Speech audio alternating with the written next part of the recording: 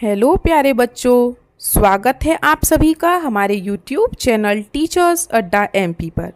और आज आपकी 8th ग्रेड अभ्यास पुस्तिका गणित कक्षा 6 की क्लास है बेटा, क्लास नंबर 3, जिसमें हमारा पार्ट 1 का पार्ट 3 चल रहा है। 2 पार्ट में आपको करवा चुकी हूँ, जिसमें आपके पूरे 20 क्वेश्चन पूरे हो गए हैं। आज हम क्वेश्चन 21 से लेकर 30 तक अपना कंप्लीट कर देंगे, ठीक है। तो चलिए चलते हैं अपनी क्लास की तरफ। उससे पहले जो बच्चे हमारे चैनल पर नए हैं या जिन्होंने बेटा अभी तक चैनल को सब्सक्राइब नहीं किया है, तो जल्दी से सब्सक्राइब कर लें, जिससे कि हमारे आने वाले सारे वीडियोस आप तक लाइन वाइज लाइन पहुंचते रहें। तो चलिए चलते हैं प्रश्न 21 की तरफ। क्रमागत विषम संख्याओं को जोड़कर संख्या पैटर्न बनाइए। बने हुए पैटर्न का अवलोकन कीजिए। इसी प्रकार 2 से शुरू कर सम संख्याओं को जोड़कर पैटर्न बनाइए। तो चलिए बना लेते हैं। जैसे इसने बनाया है ऐसे हम बना लेते हैं, ठीक है। देखो इसने क्या किया है, पहले विषम संख्याएं कौन कौन सी होती हैं, 1, 3, 5, 7, 9, 11, 13, 15, 17, 19, ये एक के बाद एक छोड़ के विषम, सॉरी ये क्या है, विषम। और सम क्या होती है, जो इनके बीच में आ रही है, 2, 4, 6, 8, 10, 12, 14, 16, 18, 20, ये क्या है, सम। 2, 4, 6, 8 सम और 1, 3, 5, 7 विषम। याद रखेंगे, वेरी गुड। चलिए तो अब हमें क्या करना है, देखो इसने विषम संख्याओं को जोड़ा है। कैसे, पहले 1 जोड़ा है, कोमा लगा दिया। फिर 1 के बाद क्या आता है विषम संख्या में, 3। फिर 1 + 3 + 5। अब हम क्या करेंगे, 1 + 3 + 5 + 7। यहाँ पे लिखो 1 + 3 + 5 + 7, फिर कोमा लगाओ। फिर यहाँ पे क्या आएगा, अब 7 तक हो गई। अब और आगे 1 + 3 + 5 + 7 + 9, ठीक है। अब यहाँ पे क्या आएगा, अब 9 तक तो हो गई। अब 9 से आगे 1 + 3 + 5 + 7 + 9 + 11, ठीक है। तो यहाँ पे क्या आ जाएगा, इतनी बड़ी संख्या आ जाएगी। समझ में आ गया, ठीक है। अब हमें पैटर्न को पहचानना है, तो पहचानने के लिए बेटा हम क्या करेंगे, देखो जोड़ लें। ये तो पहला 1 का 1 ही आ जाएगा। दूसरे में क्या, 1 और 3 मतलब 4, कोमा 1 और 3 4, 4 और 5 9, कोमा। उसके बाद इसे जोड़ेंगे 7 वाले को, तो क्या आएगा, 9 और 7 16, कोमा। 16 के बाद 9 25, फिर लास्ट वाला क्या आएगा, 25 और 11 36। तो मतलब इनको जोड़ के ये सब आया, हमने नीचे वाली संख्या में इसको लिख लिया है अलग से, ठीक है, पैटर्न पहचानने के लिए। तो बेटा इनका पैटर्न क्या है, दिखाई दे रहा है किसी को, इसमें विषम संख्याएं जोड़ी जा रही हैं। देखो 1 के बाद 4 कैसे आया, 3 जोड़ के। 4 के बाद 9 कैसे आया, 5 जोड़ के। 9 के बाद 16 कैसे आया, 7 जोड़ के। 16 के बाद 25 कैसे आया, 9 जोड़ के। अब 25 के बाद 36 कैसे आया, 11 जोड़ के। तो विषम संख्याओं को जोड़ के इसका पैटर्न बनाया गया है, जो इसने स्वयं कहा है, ठीक है। समझ में आ गया। अब ऐसे ही हम सम संख्याओं को जोड़ेंगे। देखो पहले 2, फिर 2 + 4, फिर 2 + 4 + 6।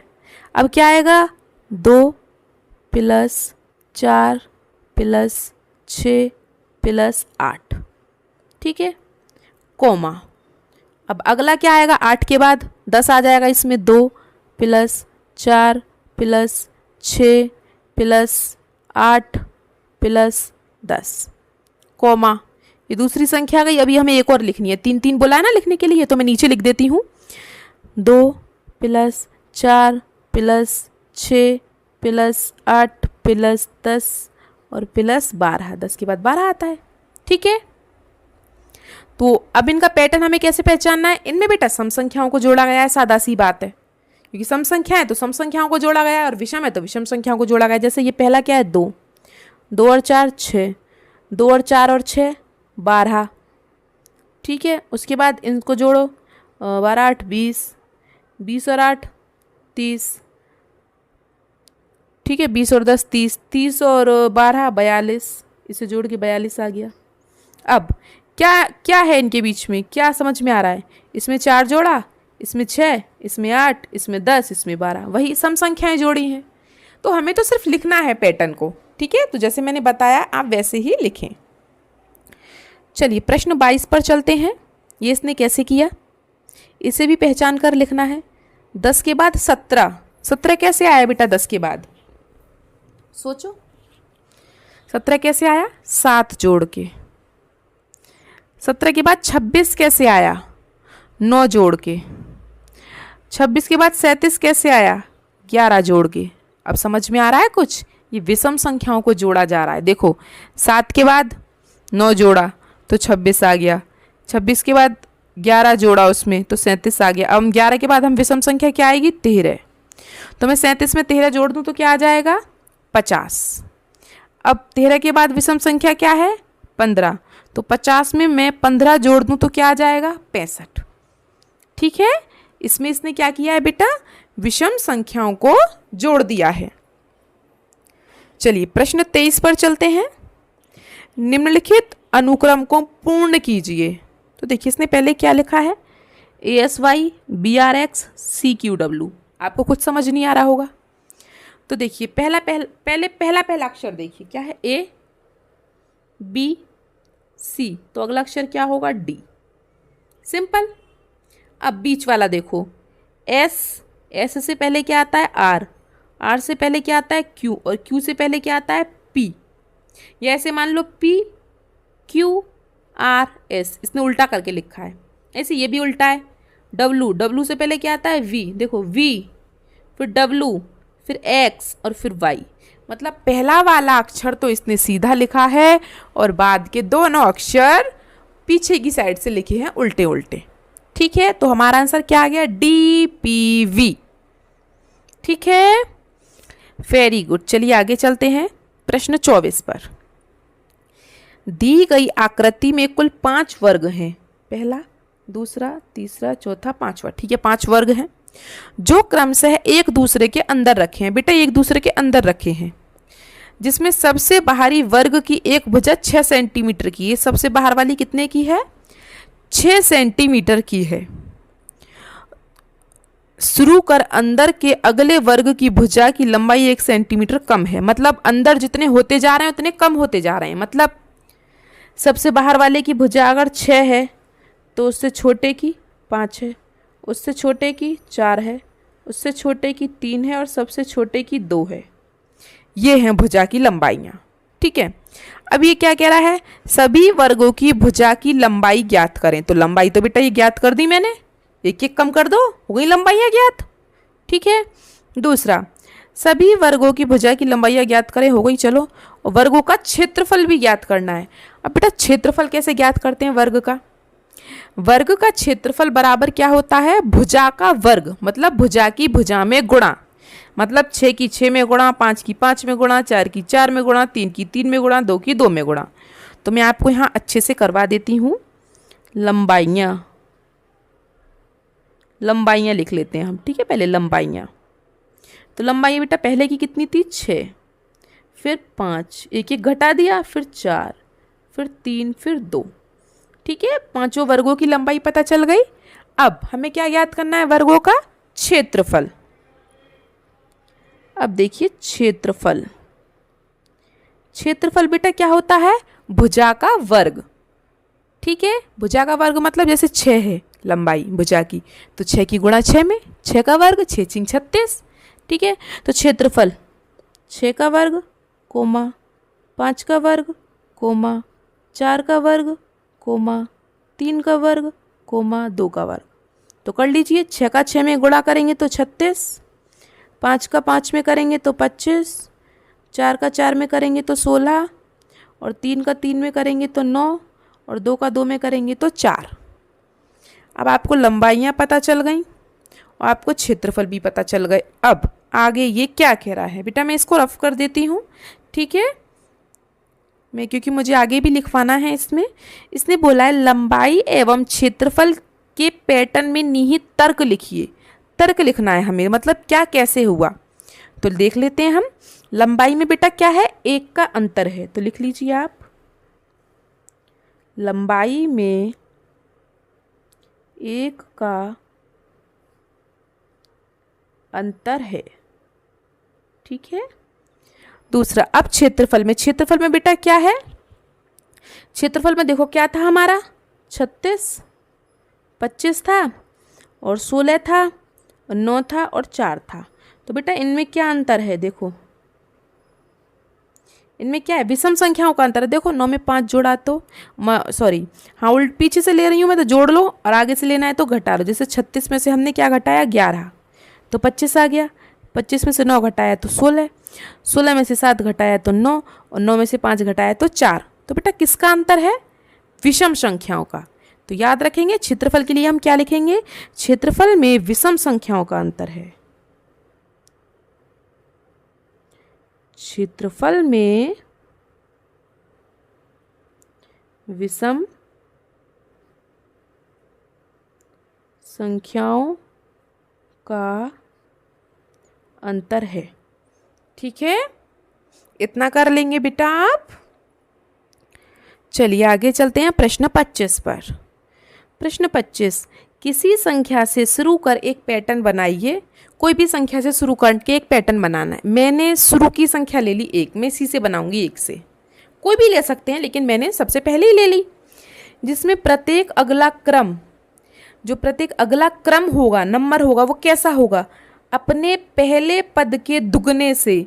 अपना जो पहला पद है, मैंने 1 लिया है पहला पद, इसके दुगने से, ठीक है, 1 अधिक होगा, इतना होगा। तो 2 1 कम 2, 2 और 1 3, अब 3 आ गया। अब 3 के दुगने से 1 अधिक क्या होगा, 3 दूनी 6, 6 और 1 7 हो गया। अब 7 के दुगने से 1 अधिक, 7 दूनी 14 और 1 15। अब 15 के दुगने से 1 अधिक, 15 दूनी 30, 30 और 1 31। अब 31 के दुगने से 1 अधिक, 31 दूनी 62, 62 और 1 63। तो इसने जो बोला वो मैंने कर दिया, सिंपल। तो हमारा ये पैटर्न बन गया, 1 3 7 15 31 63। ठीक है, इसने क्या बोला है, अपना जो पद है उसके दुगने से हमें 1 अधिक लिखना है।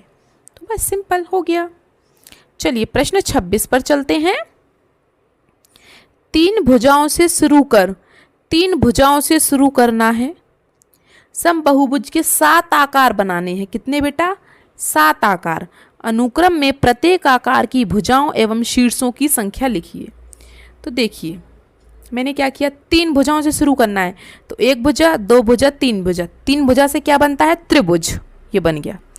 3 के बाद कितनी भुजा आ गई, 4, स्क्वायर बन गया, वर्ग। 4 के बाद 5 भुजा आ गई, पेंटागोन। ठीक है, 5 के बाद क्या आ गई, 6 भुजाएं आ गई, जिसे हम क्या कहते हैं, सॉरी इसे क्या कहते हैं, पंचभुज। ठीक है, पेंटागोन को। हेक्सागोन, इसे हम कहते हैं षटभुज। ठीक है, फिर उसके बाद 7 भुजाएं आ गई, इसे कहते हैं हेप्टागोन, मतलब सप्तभुज। फिर हमारी 8 भुजाएं आ गई, ये देखो 8 भुजाएं हैं इसमें, इसे कहते हैं ऑक्टागेन, मतलब अष्टभुज। ठीक है, ये है नोनागेन, इसमें 9 भुजाएं हैं हमारी। ठीक है, तो इसने क्या बोला था, 7 बनाने हैं। तो 1 2 3 4 5 6 7, 3 भुजाओं से लेके अगले 7 बनाने हैं। अब ये नहीं पता कि भुजा कितनी कितनी होनी चाहिए, तो हमने नंबर 1 से लेके बना दी भुजा। सबसे पहले 3 भुजा, फिर 4, फिर 5, फिर 6, फिर 7, फिर 8, फिर 9। हमारे 7 पूरे हो गए। अब क्या लिखना है, प्रत्येक आकार की भुजा एवं शीर्ष। तो बेटा जितनी भुजा होती हैं उतने ही शीर्ष होते हैं, हमेशा याद रखें। ठीक है, तो जैसे अगर इसकी भुजा मैं बताऊं आपको, इस ट्रायंगल की भुजा और शीर्ष ये बताना है। ठीक है, तो आप लिख लेंगे, इसमें कितनी भुजा हैं, 3, तो शीर्ष कितने होंगे, 3। इसमें कितनी भुजा हैं, 4, तो शीर्ष कितने होंगे, 4। इसमें कितनी भुजाएं, 5, तो शीर्ष कितने होंगे, 5। इसमें कितनी भुजाएं, 6, तो शीर्ष कितने होंगे, 7। बेटा आप सबका अलग अलग लिखना। ठीक है, मैं तो इसी बता रही हूँ। अगर इसकी 5 भुजाएं हैं, सॉरी इसकी 7 भुजाएं हैं, तो इसके शीर्ष भी 7 हैं। इसकी 8 भुजाएं हैं तो शीर्ष भी 8 हैं। इसकी 9 भुजाएं हैं तो 9 ही शीर्ष हैं। आप सबका अलग अलग लिखेंगे। ठीक है, मेरे तो क्या यहाँ पे जगह नहीं थी, तो आप छोटा छोटा बनाएंगे और लिख लेंगे। ठीक है, मेरा काम है आपको समझाना। जो मैंने आपको समझा दिया, मुझे आशा है आपको अच्छे से समझ में आ गया होगा। अब हम चलते हैं प्रश्न नंबर 27 पर। संख्या 36 एक त्रिभुजाकार संख्या और एक वर्गाकार संख्या दोनों है। भाई कैसे है दोनों, हमें तो नहीं पता कैसे है दोनों। अर्थात 36 बिंदुओं को त्रिभुज और वर्ग पूरी तरह से व्यवस्थित कर इसका चित्रीय निरूपण कीजिए। मतलब 36 कैसे आ सकता है इसके अंदर बिंदु के रूप में? आ सकता है 36 वर्ग और एक त्रिभुज, दोनों का नंबर है। त्रिभुज का एक नंबर और है 10, मैंने आपको पहले पार्ट में भी बताया था। तो देखिए कैसे, 1 2 3 4 5 6 7 8 9 10 11 12 13 14 15 16 17 18 19 20 21 22 23 24 25 26 27 28 29 30 31 32 33 34 35 36। समझ में आया? नहीं आया? मैं बताती हूँ अलग से करके। पहले मैंने एक गोला लिया, अब त्रिभुज में नीचे 2 आएंगे, फिर 3 आएंगे, फिर 4 आएंगे, फिर 5 आएंगे, फिर 6 आएंगे, फिर 7 आएंगे, अब 8 आएंगे, ऐसे ऐसे आएंगे, एक एक बढ़ता जाएगा बेटा, तभी तो त्रिभुज बनेगा। अब गिनो जरा इसके अंदर कितने हैं। इसके अंदर अब है 36 गोले, गिन लो। देखो नीचे कितने, 8 और 7 15 और 6 21 21 और 5 26 26 4 30 30 और 3 33 और 2 35 और 1 36। समझ में आया कैसे आए? तो आपको ऐसे त्रिभुज बना के इसके अंदर पहले एक गोला, फिर नीचे 2, फिर 3, फिर 4, फिर 5, फिर 6, फिर 7, फिर 8, ऐसे बनाना है। तो बेटा आपका ये पूर्ण हो जाएगा इस तरीके से। ऐसी वर्ग में देखो 1 2 3 4 5 6, पहले इधर 6 बनाए, फिर एक तो ये है ही, 2 3 4 5 6, इधर 6 और इधर 6। अब आपको समझ में आ गया होगा 6 और 6 कितने होते हैं, 36। अब इसके अंदर इसे पूरा और भर दो, इधर से 6 गिनो चाहे इधर से 6 गिनो, सब में 6 6 ही होने चाहिए। ठीक है, अब पता चला बिंदुओं से कैसे आया। ठीक है, चलिए वेरी गुड, आगे चलते हैं प्रश्न 28 पर। 2 की घात को चित्रात्मक प्रस्तुतिकरण करें। 2 की घात बतानी है, किस किस में, 1 2 4 8। चलिए बता देते हैं। अब 2 की घात लिखनी है हमको। अब भाई 2 की घात कितनी लिखूं जो 8 आ जाए? 3 लिख दूं? क्यों, 2 को 3 बार लिखो जरा, 2 दूनी 4 4 दूनी 8। अब 2 की घात 2 लिख दूं मैं, कितना आ जाएगा, 2 गुणा 2 2 दूनी 4 आ गया। अब अगर मैं 2 की घात 1 लिख दूं, मतलब 2 का 2, तो 2 का 2 आ गया। लेकिन अब 2 की घात में कितनी लिखूं जो 1 आ जाए? तो बेटा एक बात ध्यान से सुने और हमेशा याद रखें, किसी भी संख्या की अगर घात 0 होती है तो उसका मतलब 1 होता है। 2 की घात 0 उसका मतलब 1, 4 की घात 0 उसका मतलब 1, 100 की घात 0 उसका मतलब 1, 1000 की घात 0 उसका मतलब 1। किसी की भी घात 0 होगी तो उसका मतलब 1 ही होगा। ठीक है, तो ये मैंने घात के रूप में लिख दिए हैं, आप देख सकते हैं। ठीक है, सबको आया समझ में? वेरी गुड, आगे चलते हैं। अगर बेटा किसी को 5th क्लास की इंग्लिश पढ़नी है, या आपके भाई बहन हैं, आपके दोस्त हैं, तो उन्हें बता देना, हमारे चैनल पर ये सर हैं, दीपक सर, ये इंग्लिश पढ़ा रहे हैं। ठीक है, 5th क्लास का, 4th का इंग्लिश भी हो चुका है, 3rd का भी हो चुका है। ठीक है, चलिए अब हम चलते हैं प्रश्न 29 पर। पैटर्न को पहचानिए और निम्न प्रश्नों के उत्तर दीजिए। पहचान लेते हैं। क्या है पहला, 1 4 9 16 25। क्या है बेटा इनके बीच में क्या रिलेशन है? देखो 3 जोड़ रहा है तभी तो 4 आया, 1 में 3 जोड़ा तो 4 आ गया। अब 4 में 5 जोड़ा तो 9 आ गया। अब 9 में 7 जोड़ा तो 16 आ गया। 16 में 9 जोड़ा तो 25 आ गया। मतलब विषम संख्याओं का जोड़ हो रहा है। तो इस पैटर्न का नियम क्या है? विषम संख्याओं का जोड़। चलिए आगे क्या कह रहा है? आगे कह रहा है इसी पैटर्न के अगले 5 क्रम लिखें। चलिए भी 5 लिख लेते हैं।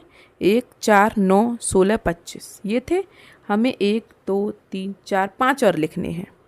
तो एक में बेटा 4 में क्या जोड़ा था 3, और 3 के बाद 5 जोड़ा, 5 के बाद 7, 7 के बाद 9, अब 9 के बाद क्या जोड़ेंगे 11, तो 25 में 11 जोड़ो तो क्या आएगा 36।